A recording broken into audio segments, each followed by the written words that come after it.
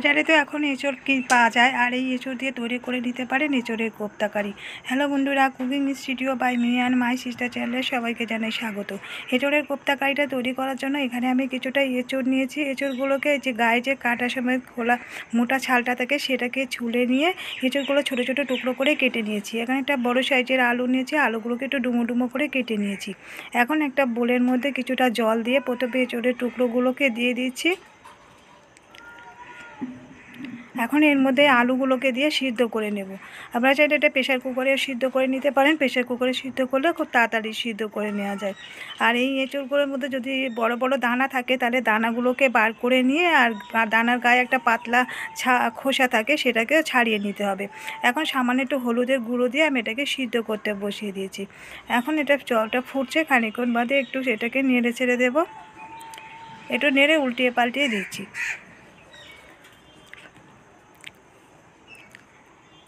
এখন খানিকক্ষণ বাদে আবারও একটু চেক করে নেব এঁচোড়গুলো সিদ্ধ হয়ে গেছে কিনা। আর এই এঁচোড়গুলো কোপ্তা বানানোর জন্য একটু ছোট ছোট টুকরো করে নিলে ভালো, তাড়াতাড়ি সিদ্ধ হয়ে যায়।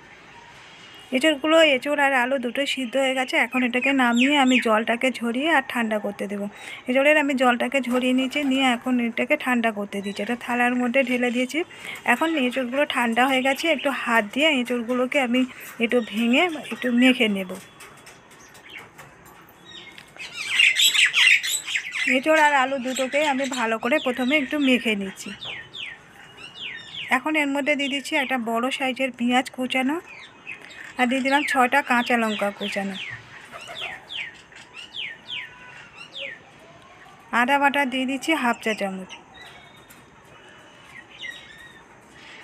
নুন দিয়ে দিচ্ছি স্বাদ মতো। জিরের গুঁড়ো দিয়ে দিলাম 1/4 টিস্পুন, আর ধনের গুঁড়ো দিয়ে দিলাম হাফ চা চামচ, আর কিশমিশ দিয়ে দিচ্ছি কিছুটা। এখন দিয়ে দিচ্ছি এর মধ্যে বেসন। আমি এখানে 2 চামচ বেসন দিয়ে দিলাম। এবারে সমস্ত উপকরণগুলোকে খুব ভালো করে মেখে নেব। আমি এখানে বেসন আর আরও 1 চামচ ময়দা নিয়েছিলাম, এটা বাইন্ডিংয়ের জন্য, যাতে করে কোপ্তাগুলো বানানোর সময় ভেঙে না যায়। এটাতে ময়দা বা কর্নফ্লাওয়ার যে কোনো একটা জিনিস দিতে হবে। আমি ময়দাটা দিয়েছিলাম, এটা কোনো কারণে ক্যামেরায় আসেনি। এখন এই মিশ্রণটা খুব ভালো করে মেখে নিয়ে কিছুটা করে হাতে করে নিয়ে প্রথমে একটু গোল গোল করে নিয়ে তারপরে চ্যাপটা করে দিচ্ছি। নিয়ে এবারে কোপ্তাগুলোকে প্রথমে তৈরি করে নেব। আর এঁচোড়ের এই মিশ্রণটা প্রথমে মাখার সময় দেখে নিতে হবে। কোপ্তাগুলো তৈরি করার সময় যদি দেখা যায় যেটা গোল হচ্ছে না, ভেঙে যাচ্ছে, সেক্ষেত্রে আরও একটু বেসনের পরিমাণ বাড়িয়ে দেওয়া যেতে পারে। এখন সবগুলো কোপ্তা তৈরি করে নেওয়া হয়ে গেছে। এখন এগুলোকে ভাজতে চলে যাব। ভাজার জন্য আমি গ্যাসে একটা ফ্রাই প্যানে কিছুটা তেল গরম করতে দিয়েছি। তেলটা গরম হয়ে গেছে, এখন কোপ্তাগুলোকে দিয়ে দিচ্ছি। গ্যাসের ফ্লেমটা মিডিয়ামে রেখে কোপ্তাগুলোকে এখন ভেজে নেব।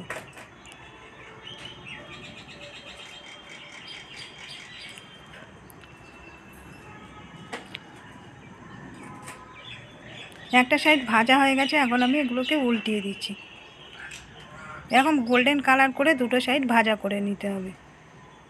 বন্ধুরা, আজকে ভিডিওটা ভালো লেগে থাকলে একটা লাইক দিয়ে দেওয়ার রিকোয়েস্ট রইল। নতুন বন্ধুদের কাছে রিকোয়েস্ট করছি, প্লিজ আমাদের চ্যানেলটিকে সাবস্ক্রাইব করে দেওয়ার জন্য পাশে থাকা বেল বাটনটিকে অন করে রাখবেন। যখনই নতুন ভিডিও আপলোড করব নোটিফিকেশান আপনাদের কাছে পৌঁছে যাবে। এবার এই কোপ্তাগুলো এখন ভাজা হয়ে গেছে, এখন আমি এগুলোকে উঠিয়ে নিচ্ছি। বাকিগুলো একই রকম করে ভাজা করে নেব। এখন কারিটা তৈরি করব। কারি তৈরি করার জন্য গ্যাসে একটা কড়াই বসিয়ে দিয়ে কিছুটা সর্ষের তেল দিয়ে দিয়েছি। এখন তেলটা গরম হয়ে গেছে, এর মধ্যে দিয়ে দিলাম হাফ চা চামচ সাদা জিরে ফোড়ন, দিয়ে দিচ্ছি একটা তেজপাতা, এক টুকরো দারচিনি স্টিক, দুটো ছোটো এলাচ। গোটা গরম মশলাগুলো ভাজা হয়ে গেলে, ভাজার থেকে যখন একটা মিষ্টি গন্ধ বেরোবে তখন এর মধ্যে দিয়ে দেবো পেঁয়াজ বাটা। আমি এখানে দুটো মিডিয়াম সাইজের পেঁয়াজ বেটে রেখেছিলাম। পেঁয়াজ বাটাটাকে প্রথমে দিয়ে দিচ্ছি। পেঁয়াজটাকে প্রথমে একটু তেলের মধ্যে ভাজা করে নেব।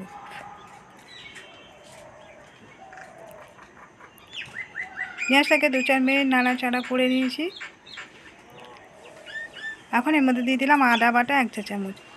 আদাটাকে পেঁয়াজের সঙ্গে একটু ভাজা করে নিচ্ছি।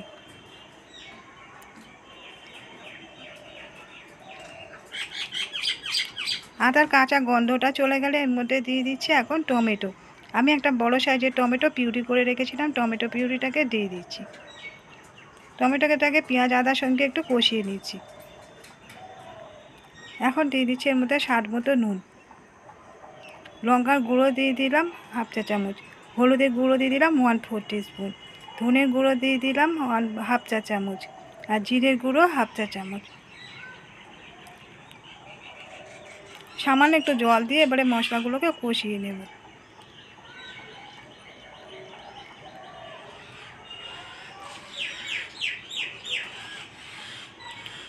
মশলাগুলো কষানো হয়ে গেছে, এখন এর মধ্যে দিয়ে দেবো টক দই। তার আগে আমি গ্যাসের ফ্লেমটাকে অফ করে দিয়েছি, কারণ গরম অবস্থায় দিলে অনেক সময় টক দই ফেটে যেতে পারে, সেই জন্য গ্যাসের ফ্লেমটাকে অফ করে দিয়ে এখন টক দইটাকে দিয়ে দিই। আমি এখানে 4 চামচের 3 চামচ আগে থেকে টক দই নিয়ে একটু ফেটিয়ে রেখেছিলাম। টক দই যদি ফ্রিজে থাকে সেক্ষেত্রে বার করে আগে থেকে রুম টেম্পারেচারে এনে তারপরে দিতে হবে। টক দইটাকে দিয়ে খানিকক্ষণ একটু কষিয়ে নিয়েছি মশলার সঙ্গে। এখন দিয়ে দিলাম এর মধ্যে 1 চা চামচ চিনি।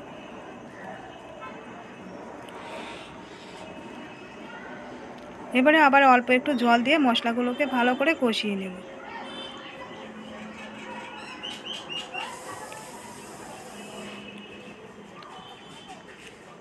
মশলাগুলো কষানো হয়ে গেলে যখন এর থেকে তেল ছেড়ে আসবে তখন এর মধ্যে থেকে এখন আমি এর মধ্যে জল অ্যাড করছি। যতটুকু ঝোল করব সেরকম বুঝে জলটাকে অ্যাড করতে হবে। এখন ঝোলটা ফুটে উঠেছে, এবারে কোপ্তাগুলোকে এর মধ্যে দিয়ে দিচ্ছি। কোপ্তাগুলোকে দিয়ে খুব বেশিক্ষণ ফোটানো যাবে না, কোপ্তাগুলো দিয়ে বেশি ফোটালে আবার কোপ্তাগুলো ভেঙে গুঁড়ো হয়ে যাবে। এর মধ্যে দিলাম গরম মশলার গুঁড়ো 1/4 টিস্পুন। গরম মশলার গুঁড়োটা থেকে দিয়ে একটু নাড়াচাড়া করে মিশিয়ে দিচ্ছি। ঘি দিয়ে দিচ্ছি 1 চা চামচ। ঘি আর গরম মশলাটাকে দিয়ে একটু মিশিয়ে দিয়ে ফুটিয়ে এবারে এটাকে নামিয়ে নেব। তৈরি হয়ে গেছে এঁচোড়ের কোপ্তা কারি। এঁচোড়ের কোপ্তাটা রুটি বা ভাত দুটোর সঙ্গে খাওয়া যেতে পারে। আর আজকের রেসিপিটা কেমন লাগলো কমেন্ট করে জানাতে ভুলবেন না। ভালো লাগলে একটা লাইক দিয়ে দেবেন, শেয়ার করে দেবেন, এবার সাবস্ক্রাইব করে রাখার রিকোয়েস্ট করলাম নতুন বন্ধুদের কাছে। আজকের মতো বিদায় নিচ্ছি, ফিরে আসছি আবার নতুন কোনো রেসিপি নিয়ে। ততক্ষণ সবাই সুস্থ থাকবেন, ভালো থাকবেন।